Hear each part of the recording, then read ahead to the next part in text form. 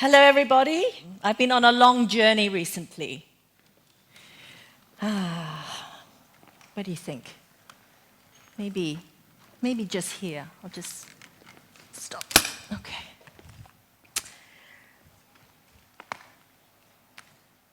I generally love the turn of the seasons. This was a revelation to me when I started to live in London. In Hong Kong, where I was born, we generally have winter and summer,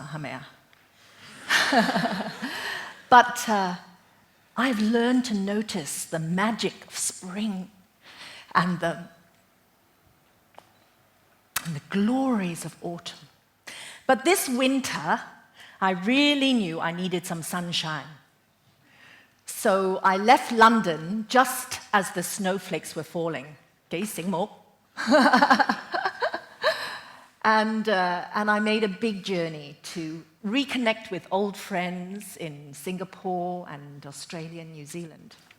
And when I was in New Zealand, I attended a 10-day Playback Theatre summer school. And it was just wonderful to be a student again. I've been doing playback for nearly 20 years, and I do a lot of teaching.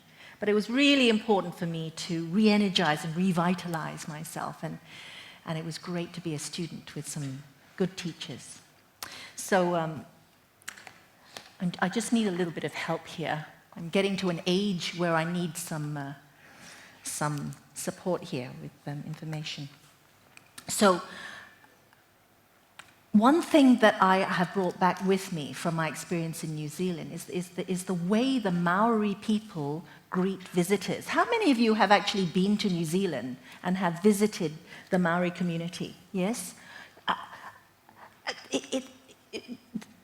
The whole process of greeting new people is a very long process, and it ends with something called the hongi. The hongi is when you hold hands with the person, and then you put your hand on their shoulder, and you put your forehead to their forehead, and your nose to their nose, and you breathe together. You just share, you just take some breaths. It's really simple, and it's very, very, it was very moving. But this is only at the end of a long ceremony of welcome. And in that ceremony of welcome, they acknowledge the land that you're standing on. They acknowledge the land that you come from. They acknowledge the sea, the sky. They acknowledge, most importantly, they acknowledge your ancestors, our ancestors, your mother, your father, your grandparents. It was amazing. It took ages, and they would do this ceremony with words, and they would do this ceremony with songs. It was very, very moving. And then it ended when everyone has been introduced to each other, I mean, really introduced to each other along the lines of your ancestry, then you breathe together when you come into the same space. It was very special to me. So, where you come from, who you are very specifically. It's the pinnacle of a whole line of people, isn't it? We call it lineage. In the Chinese tradition, we generally follow the lineage through the father's side. But in other cultures, like the Jewish people, they follow that line through the mother's side. But in reality, it's not a line, it's a web. And when you actually start thinking about where you come from, in time and space, over generations and generations. It's amazing, isn't it? It's really amazing.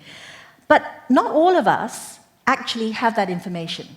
You know, some of us may be orphans, and some of us may be quite disconnected. Our families might be quite disconnected from its history and maybe from each other. And so you might not know very much, but you can always find out. For me, it starts getting fuzzy beyond my grandparents. My Chinese grandmother lived with us until she died at the age of 10. She didn't die, I died.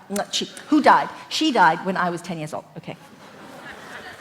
I get so distracted, I'm very excited because I want to show you my friend, step by step. And my English grandpa, I really only saw photographs of him. He was very, very handsome. But he died when my mother was six months old. Now, on my father's side, it's almost pure imagination. I knew he had a Japanese mother. I remember seeing a photograph of her once. And I knew that she had 2 children, my father and his sister, Auntie Mary, and that the father of her children was probably someone from the Middle East or possibly Russia. I don't know, not for sure. But I did ask a psychic once, and he told me that it was probably Damascus in Syria. Very excited.